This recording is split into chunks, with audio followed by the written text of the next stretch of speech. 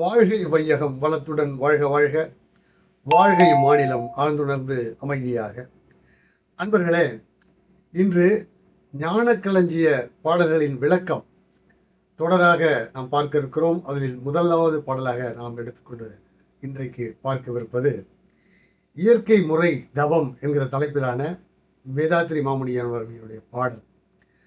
அது ஞானக்களஞ்சியத்தில் 1473வது பாடலாக வருகிறது.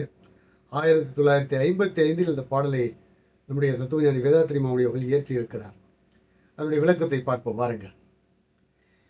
ஒன்றி ஒன்றி நின்று அறிவை பழக்க உறுதி, நுட்பம், சக்தி இவை அதிகமாகும். அன்று அன்று அடையும் அனுபவங்கள் எல்லாம் அறிவினிலே நிலைத்துவிடும். ஆழ்ந்து ஆய்ந்து நன்று என்று கண்டபடி செயல்களாற்றும் நற்பண்பு புலன்களுக்கு அமைந்துவிடும். என்றென்றும் கருவிடத்தே அறிவை ஒன்றும் இயற்கை முறை சிறப்புடைத்து ஈதே தவமாம் என்று இந்த பாடலிலே சொல்லுகிறார். அதாவது நாம் கடைபிடிக்கிற, நாம் செய்கிற எளிய முறை குண்டலினி யோகம் என்பதே இயற்கையான முறையாலான தவம் என்று சொல்கிறார். அதுதான் இயற்கை முறை தவம். அது சிறப்புடைத்தது என்று இந்த பாடலிலே பகர்கிறார். எப்படி சிறப்புடைத்தது, இந்த தவம் செய்வதனால் என்னென்ன பலன்கள் வரும் என்பதனை என்சீர் விருத்தத்தில் மிக அழகாக தத்துவஞானி வேதாத்ரி மாமுனி அவர்கள் குறிப்பிடுகிறார், கூறுகிறார்.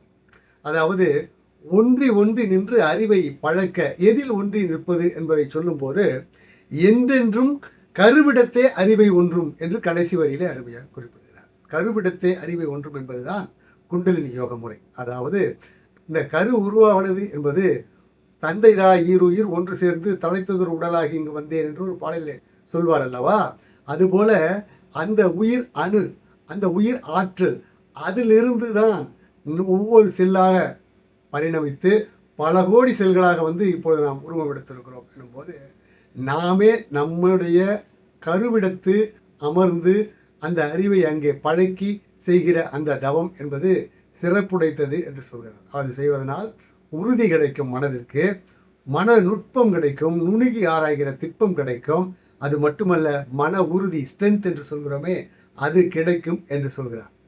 தவம், எளிய முறை குண்டலினி தவம் பயில்வதனாலே வேறென்ன பலன் என்று கேட்டால், அன்றன்று செய்கிற செயல்கள், நாம் நடைமுறையில் வாழ்க்கையில் எப்பொழுதெல்லாம் செயல்கள் செய்கிறோமோ அதில் எது நல்லது எது கெட்டது என்று ஆழ்ந்து ஆய்ந்து என்று அழகாக சொல்கிறார்.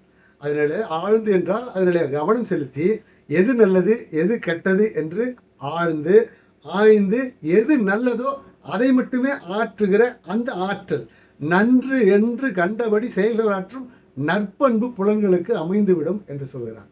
அந்த வகையினால்தான் இந்த எளிய முறை குண்டலினி யோகம் என்பது சிறப்புடைத்தது என்று மிக அழகாக இந்த பாடலிலே குறிப்பிடுகிறார் என்பதை உங்களிடத்தில் எடுத்து சொல்லி, இன்றைய இந்த ஞான களஞ்சிய பாடல்களுக்கு விளக்கத்தின் முதலாவது நிகழ்ச்சியை நிறைவு செய்து கொள்கிறோம்.